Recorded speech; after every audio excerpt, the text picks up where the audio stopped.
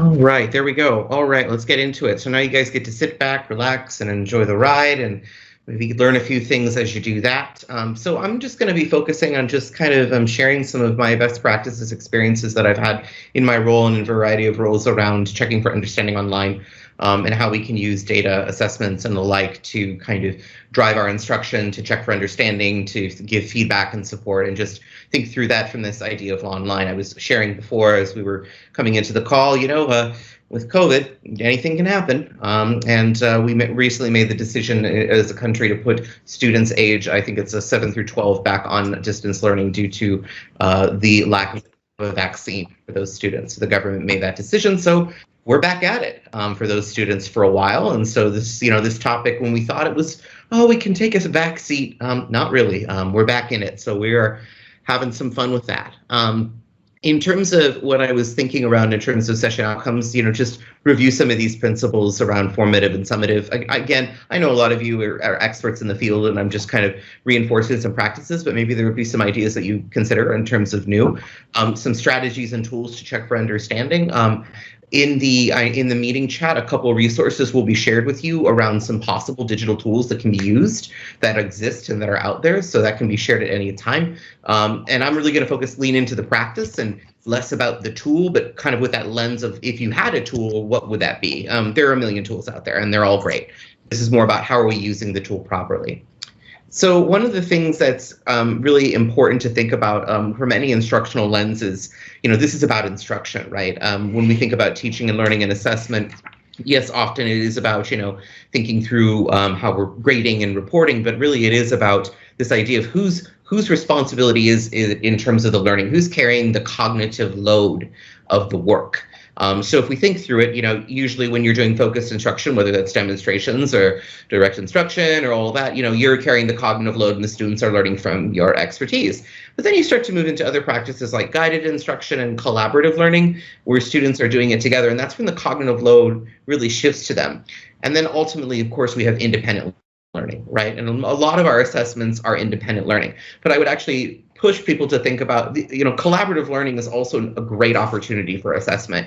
While you may not know, for example, exactly what each child knows, because if you're working in a team, it's going to be hard to really, truly understand that. You can get a general sense of what students know and don't know, right? If you're seeing a lot of the students flounder, maybe you need to jump back and think through about, well, they need more guided instruction or focused instruction. And on the same fruition, sometimes we do focused instruction and we jump into independent learning and we realize, wow, students didn't quite get it as we collect and we assess their learning. And so that means that you might need to jump back into maybe some collaborative learning where they're learning from their peers. So really, when we think about assessment, it's about instruction, and it's about how as educators, thinking through what do students need in order to be successful, and how am I creating structures and instruction to do that. And again, we all know around formative and summative, that is nothing new. But really, I would encourage us when we think about assessment to really lean into formative more than summative. One, because formative happens more often, and also because, it's going to give you the best data that you need to think around next steps. I think when a challenge for conversations around formative and summative, as I see this in my school, is we started labeling them for kids in the sense of transparency, and we thought that was a really great idea. But what happened was students would say things like, oh, it's formative, it doesn't count, I don't really care about it. And so one of the challenges out of that is like, why did we label it that way? Well, we labeled it because we wanted to explain what it was. But the problem is when things aren't graded, students got upset about that. And so I think you just kind of remove grading from this conversation. Educators decide when something is graded, like when but scoring is not a grade. It's like it's giving feedback. It's letting students know where they are and what their next steps in their learning are, and also what the next step is for the teacher. So I think leaning into formative is probably where we all need to continue to think and learn and support those that we support. Like does it have to be summative? Why is it summative? And the other thing is an assessment is only summative when you or the student decides it is. Just because you've labeled something summative doesn't mean it is in stone. I'm sure we've all been in a situation where we gave what we called a summative, a measure of student progress, and we found out that maybe a third of the kids didn't do so hot. Could it be formative for those students, and could they get another shot? Why not? Why does it have to be the same for every child? Why can't I say, well, let's actually get some tutoring, some small group, and I'm going to give you another shot with either a different or a assessment or a different kind of version of the assessment. And again, really thinking through that assessment isn't just a one and done, it's a process that we go through. We assess along a student's learning journey. When they're questioning, we assess whether or not they're learning along that way. When they're investigating, we're assessing where they are. When they're creating a draft or a paper. And then, of course, at the end, we can assess. These are all opportunities to assess. It's not just one moment in time.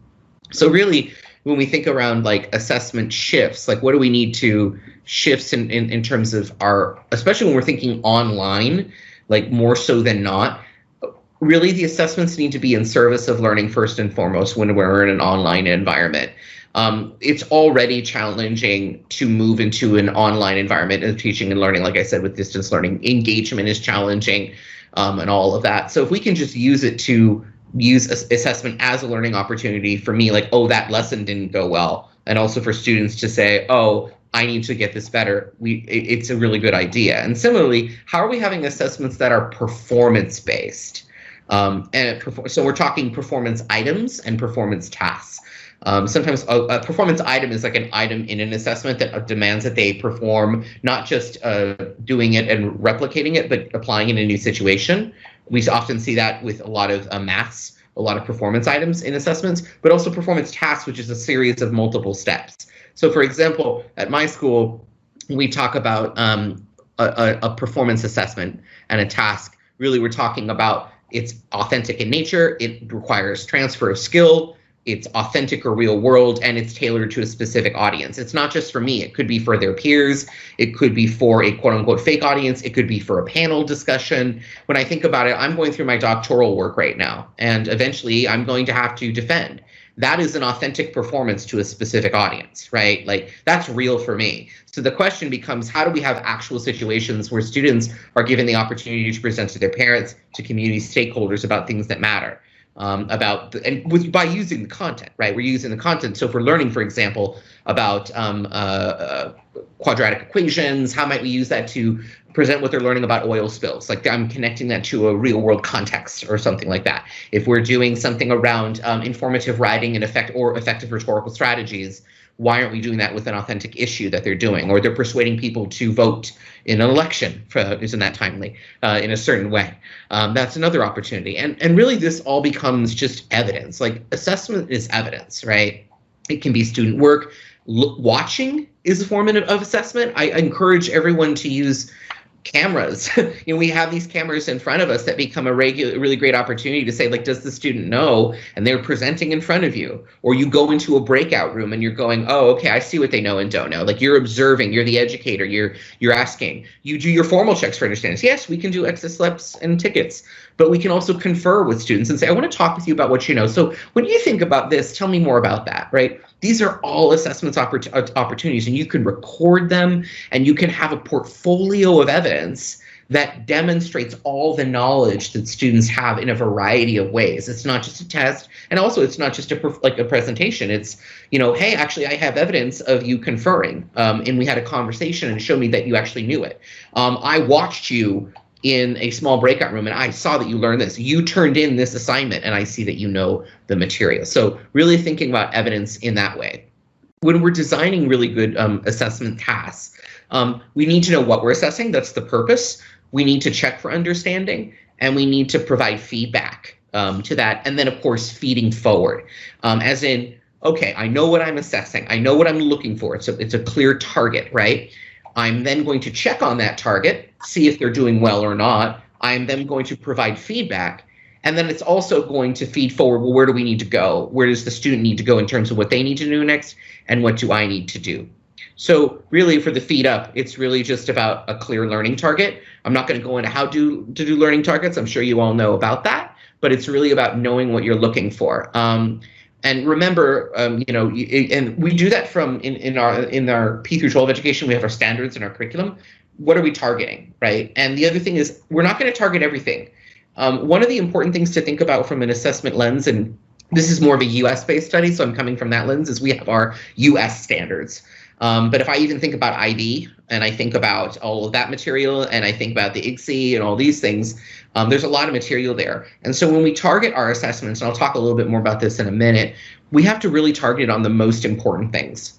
And as educators, we have to work as teams to make that decision on what is potentially most assessed or most useful for students. Because if we try to do everything, we'll just fill up our portfolios and we'll be forced to do coverage versus uncoverage, right? We want our assessments to focus on uncoverage and learning and deeper learning, so we need clear targets that reflect that.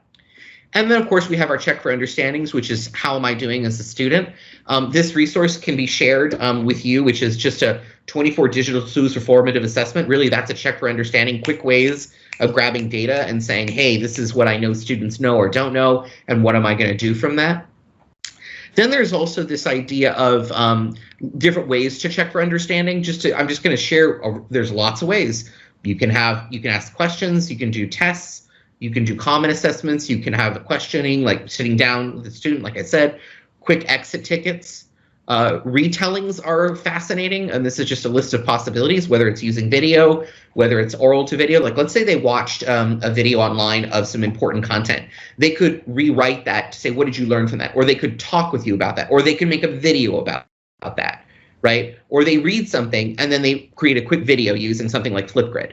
And they go on, they say, this is what I know. So when we think about this, the reason I bring this up is if we're doing the same assessment methods all the time, man, life can get pretty boring.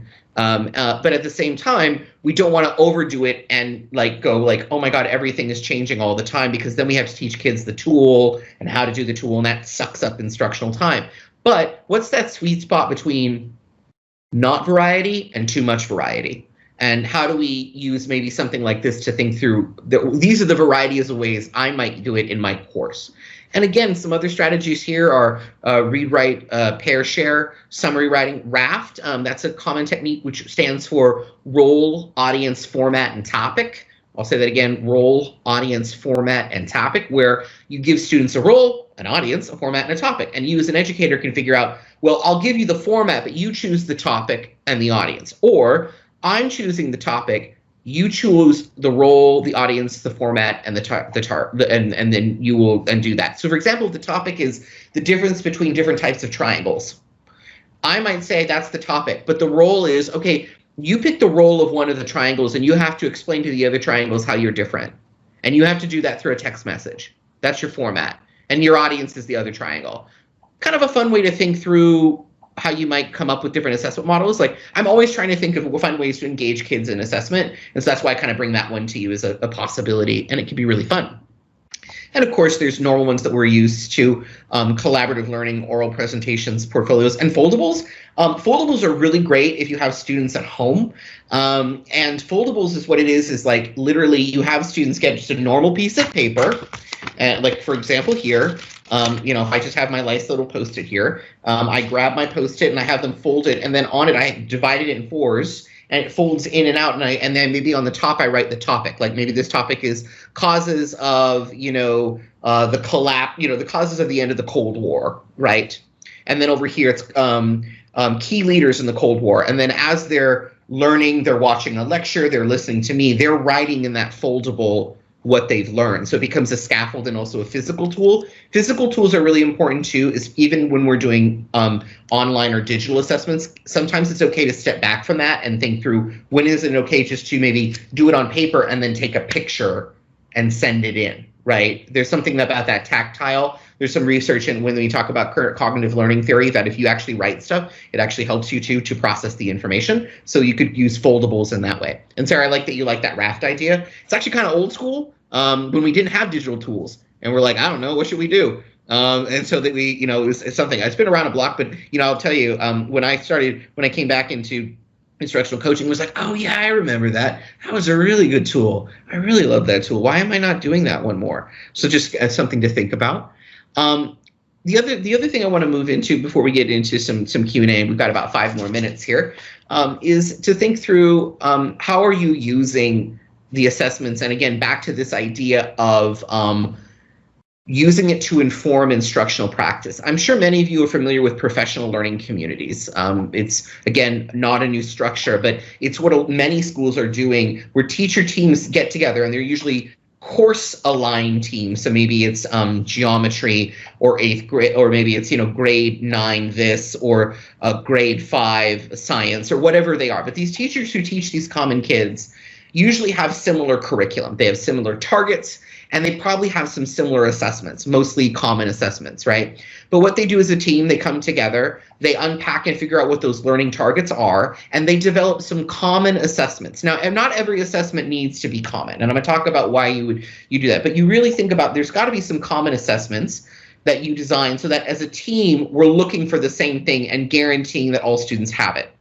We teach, we do our best, we collect that evidence, we look at it, and then we reteach, extend, or intervene with students along the way. And we go, oh, wow, I need to meet with this 4 group, or you need to come after school, I need to talk with you, or hey, it looks like we're good, let's move on to the next piece. And we continue to do that, and we figure out which students need intervention or extension, whether that's in-class intervention and extension or pull-out. It doesn't matter, but really that's what a PLC does. And they have these common assessments that are critical that allow them to have what's called collective responsibility for all the students. So even, for example, in my school, we have over 400 faculty. That's a lot of teachers. And so, for example, we have, upwards of around 6 teachers teaching Algebra 1. That's a lot of teachers, but they come together in a meeting at least once a week and work through this process and develop common assessments. Then what they do in that process is, as they design their assessments and they look at their unit of instruction, they identify what's called hard to teach and hard to learn. This is really important. Designing common assessments can be a chore, and you don't want to do it for everything. So you have to be strategic about when and where you do it. So design it for the hard to teach and hard to learn. Why? Because as educators, you're like, you know what, I always struggle teaching that. And sometimes it's the thing that kids just often struggle in, because you're targeting what you think you're going to need to extend or intervene in. You're being strategic. You're not just doing it for any old thing. Why would you do it for any old thing? You want to do it for that one really tough thing, that misconception that always comes up, right? For example, when I taught English, certain rhetorical fallacies, the kids just didn't get it. I knew they weren't going to get it, but I did my best. But I knew that, and I planned a common assessment with the teacher team to make sure that we got it. So after you get those common assessments, that's when you provide great feedback to students. Really key note on this around feedback, and Dylan Willem, I love that guy. He's a fantastic nerd, so to speak, in assessment, and specifically formative assessment. He really talks about that feedback should cause thinking. So if you're getting a paper, for example, and you're correcting it for them, you're doing a bad job because you did all the thinking for them. And they're like, thanks, Mr. Miller, I don't have to learn anything. You fixed it for me, bye. Then I've screwed it all up. So it's about artful questioning. It's about prompts. So there's an article too from Fisher and Fry, who are also actually they're mentors of mine. Dr. Fisher is on my, you can look him up, Douglas Fisher, he's on my dissertation committee. And he has a great article called Making Time for Feedback, where he talks about how do you use prompts and cues. So instead of correcting capital letters, you might say, I want you to go back to paragraph 1 and revisit some of your capitalizations. There's some errors there. Who's doing the thinking now? The kid is, and they can come talk to me and I can help them if they need it.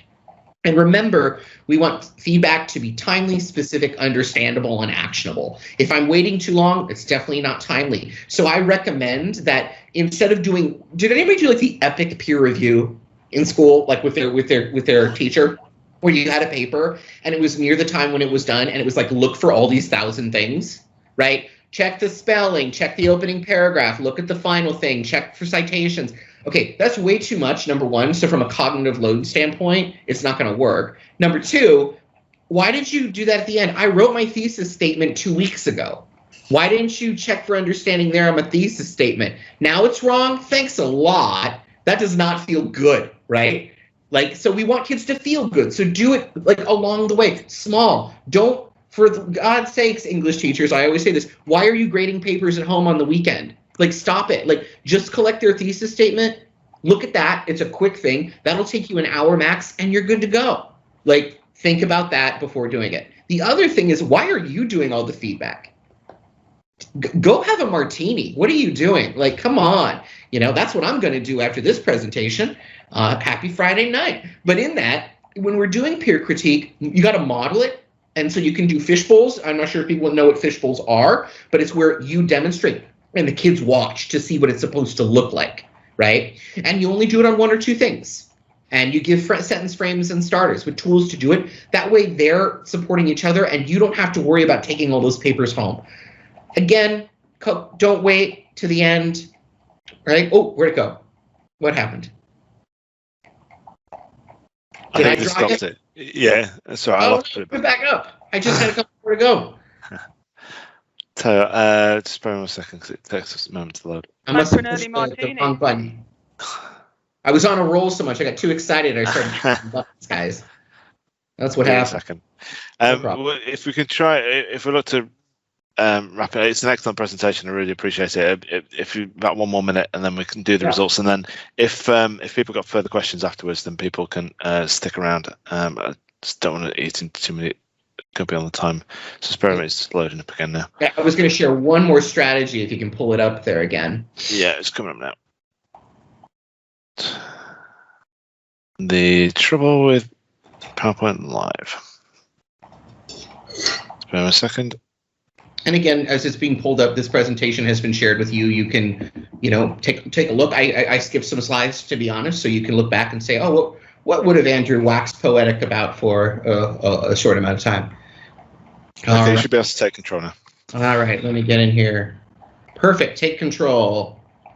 All right, but don't click stop presenting, Andrew, else you're going to break the internet here. Okay, so the last thing I wanted to mention is this idea that I mentioned around feeding forward. And this is really, again, about using what students know and do not know to determine next steps. So this is when, again, what you focus on is misconception analysis, error analysis, and error coding. So the last tool I was just going to share with you is if you have an assessment and you know what it assesses, create a chart like this where you have the targets on the side, like what the assessment is looking for, and the items is what I'm talking about. And then you can create by the way, the initials indicate a student who has errors in those questions, so they don't understand it. So what happens is as I'm getting those things, I'm just writing in here, oh, AM doesn't get it, MW doesn't get it, SR doesn't get it. And then I have a tool set of data that allows me to go, okay, who needs help and on what things, right? For example, I'm okay with explaining imaginary numbers. We're pretty cool there, except for period 4, they need some help. But it looks like everybody needs help with that last thing on relationships between Cartesian, polar, and those forms. So that allows me to be strategic in what I give feedback on and provide instruction in. So that was it. I just wanted to end there, and you can email me if you want to. If you want some other ideas or you have questions, I'm happy to do that. But if you want to take a couple minutes for questions now, I can do that. Has anyone got any questions for Andrew? I thought there was some amazing ideas and strategies there. I quite particularly like the foldable items and the.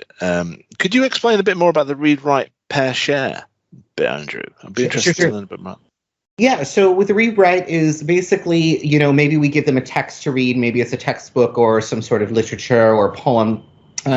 You might give them a prompt, and so you might give them a prompt. Giving that individual think time to write, because sometimes we just go talk to your friend. It's like giving that individual time to just like quietly sit and think is important. Every kid needs that processing time, and then you go now share it with a partner. Pair it up with a partner. What did you say? What did you learn about? And then finally, you move into sharing out as a full class. So what did the full class get? What are some of the big ideas?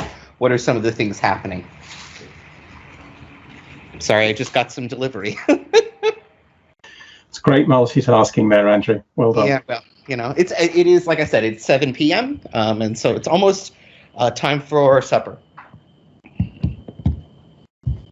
Let's see, Marianne. How do you standardize in Martin? Oh, okay, there it is. Yeah. So this, she's Marianne's asking about this idea of like, okay, so you have 400 staff and you standardize and moderate. It can be a full-time job. Yeah, welcome to my world. A lot of my job really is to do that. But really, one of the other things is, I think I mentioned that PLC team, right? That team of teachers. There's always a PLC lead or a team leader, and one of their responsibilities is to ensure and monitor the team itself. So it's really a distributed leadership model where I might be the principal, for example, of a school, and then I bring my POC leads together, maybe the math ones, and I say, okay, how's it going in algebra? What are your common assessments? Okay, or and so they come together as a teams and they monitor. So they're kind of like not a full department head, but they're like right underneath it. So it's not I'm in charge of maths. I'm in charge of the Algebra 1 course, or I'm in charge of calculus.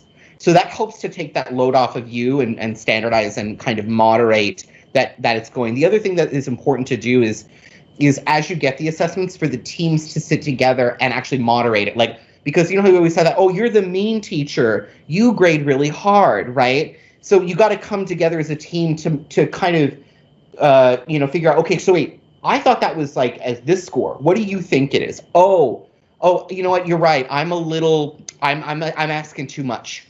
So it kind of helps them to make sure there's a common experience around. Karen is asking around this idea that sets out to be summative. It could really be formative. Yeah. At what point do we really mean it is a summative assessment? Yeah, I think the minute you put a grade on it and it's kind of like etched in stone, then it's definitely summative. And that's the reality we live in education, right? At one point we got to score something and move on. And I'm not saying we shouldn't. I'm just saying, does it have to be when I wrote it on the calendar? You know what I mean? Like, and am I going to be, an immovable force for a student? If there's a few students that something happens, I might say, you know what? I understand. What do you need? And I might adjust in time and give a redo for those few kids. But I'm not going to do it all the time, right? Like, it depends on situations. Fantastic. Is there any more questions, Brian? Sorry, I dropped off there. My Teams has crashed on me. Is there any more questions for Andrew as part of that? I have a quick one, if that's all right. Yeah. Because Andrew, one of the things you said earlier on, which was resonated with my own experience, both as a teacher and in working in the sector, is that students, as soon as they see the grade, they don't care what you say. You can give them all the good feedback you like, but as soon as they see the grade, they're just ready. That's bit done, and now they're ready to move on. Have you had any experience or any success in getting students past that, so that they do recognize the value of the feedback that you give them, even though it's something that's graded? Yeah, I think one way to do it is consider how you're weighting it. Maybe, like, for example, the rough draft is weighted X% versus the final draft. So you're still kind of poking the bear, so to speak, with the grade aspect. But what you're saying is, remember, this is not you at your best. I want you at your best. And your best is usually after you've learned a lot of stuff. So in that space, if you're turning in your, I kind of know, I think I know, and I've had conversations with them like, do you want that grade? Do you want that grade? And they're like, well, no, I don't really know. Oh, so you don't want a grade. That's interesting, because you were just saying you wanted a grade. It's like, well, no, I don't know everything. Oh, okay. So you kind of have to have that. It's really talking with kids, because they've been conditioned, right? They're like, grades. It's like grade monsters. Like it's the same thing in our school. So to move them forward, you have to have conversations around assessment, especially with older kids, that they start to get it. Like, ask them those questions. When do you think you deserve to be scored and it be permanent? Should it be early? Should it be later? When do you think, should you be allowed to redo? In what circumstances? Like, that's the conversation you want to have with them, versus just like, having the grade. I'm not saying it works all the time, but it does move some students. And then they start to realize, wow, maybe I don't need that first grade. Maybe I'm just going to rely on the feedback, because I trust that in the process, when I get to the end, my grade's going to be really good, because I've done the work, I've revised, you've given me feedback. Like you said, as Graham says, yeah, I want you at your best. Thank you. Excellent. Thank you for that question, Matt. Thank you, Andrew. Any further questions for Andrew while we've got him? No? Okay, brilliant. Well, thank you everyone for turning up. It's brilliant that we've had some new faces join us for an AGM. I think this format's worked relatively well. A little bit pushed on time, but I think we've done really well. Marianne, thank you for your comment about it being the most exciting AGM you've ever attended. Which is, I love that. Thank you to Andrew, our speaker. Thank you to everyone for their contributions. Thank you also to Sarah Rogerson for arranging the presentation as well, so appreciate that, and Karen and Anna as well, who've been working behind the scenes. I think that close the meeting, and I'll see the board later on, but hopefully catch up with you all soon. So thank you very much. Goodbye, everyone. Thanks, Andrew. That's fantastic. Have a lovely day. Cheers, guys.